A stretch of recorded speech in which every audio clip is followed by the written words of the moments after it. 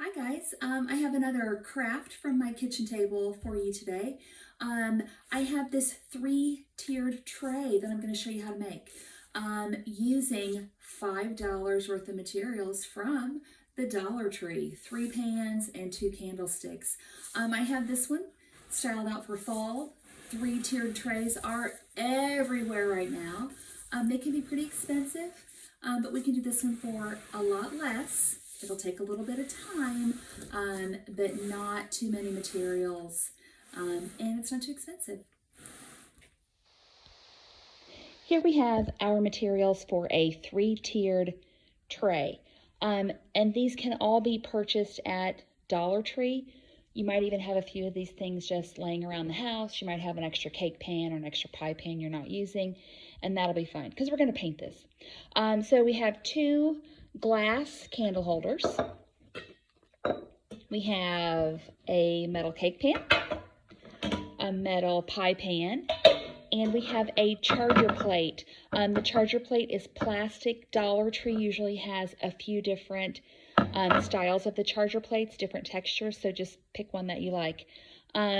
Next up, all 5 pieces will be getting a coat of flat black spray paint, and then we'll assemble our tray. Here are the parts I'm going to use to make a 2-tiered tray. I have this wire basket that I got at Goodwill, and I have a cake pan also from Goodwill. This is exactly what they look like when I bought them. They both kind of have a very similar patina, so I'm just going to leave those alone just like they are. And there's Blueberry Midnight checking out the basket. The other parts I'm going to use, a wooden candlestick. This came in a 3-pack from Amazon. And I have these little wood doodads, these little wood turnings that I got at Joann's. And those will become like little feet, so we can put this kind of on a little pedestal. Next up, we're going to paint the wood and antique it. Okay, ready to spray paint all the parts for our 3-tiered tray. We have our cake pan, our pie pan, our charger plate, 2 candlesticks, and my favorite Rust-Oleum American Accents Ultra Cover Paint and Primer. And I have an old cardboard box that I've spray painted lots of stuff on to keep from the overspray. And so we're going to spray everything multiple coats, and of course let it dry in between. Okay, to paint the wooden parts of our 2-tiered tray, I'm going to use my favorite craft paint. It's Apple Barrel Acrylic, and this is matte white. I like a matte finish because if you're going to do any other treatment on top, the matte accepts that other finish better. If you use a shiny finish, like a glossy paint, that kind of will repel whatever you put on top of it. So I'm a huge fan of a flat or a matte paint. So I've got my matte paint, I have my candlestick and my 4 little pedestal feet and a ratty paintbrush, and we're just going to paint those out nice and solid. It might take a couple of coats to get them completely covered. Okay, so we're building 2 tiered trays using 2 different sets of materials for a couple of different looks. The first one we have going is this black 3-tiered tray using the parts from Dollar Tree and flat black spray paint. I spray painted the charger, the pie pan, and the cake pan, and then these 2 glass candle holders. I spray painted those a couple of days ago, so they've been sitting and curing, and those are ready to work with. And then for our second tray, it'll just be a 2-tiered tray. We have a little wooden candlestick to put in the middle to separate the tiers, and then we have these 4 little wood turnings that we'll use to make a little pedestal to sit the tray on. So next step is we will dry brush everything that we painted. So on the black tray, we'll do a white dry brush to give it a little dimension, a little character, so it's not so flat. When you are dry brushing, you literally have to have a dry brush. It means a dry paintbrush. So you need to use the tiniest amount of paint possible. And I'm using, if I can get the lid off, I am using flat white acrylic. So any acrylic paint is fine. Don't use tempera paint, that won't stay.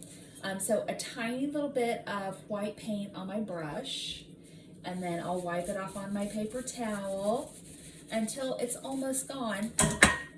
And then I'm gonna dry brush all my parts. So right around the edge, I'm just applying that paint very lightly. It'll highlight the texture in the paint in the plate. This plate has a little ridge texture around the outside edge. So a little bit right along the edge just to highlight the texture. I'm gonna go both directions. I find if I paint multiple directions, it really disguises the brush marks and they aren't so obvious. So right around the inside edge, like that. So it's a stark contrast, so even though my paintbrush is really dry, it's really making a huge difference in the black paint. And we'll do that same technique on the pans, all the way around the outside edge.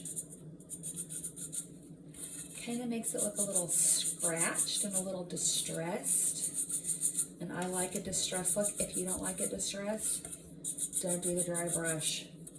Honey, it is your tray. You do whatever you want.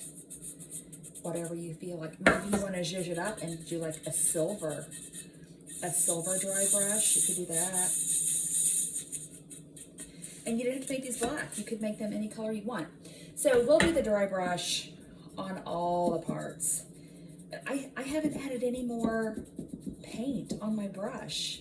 It's that first tiny little bit that I scrubbed off most of on the paper towel.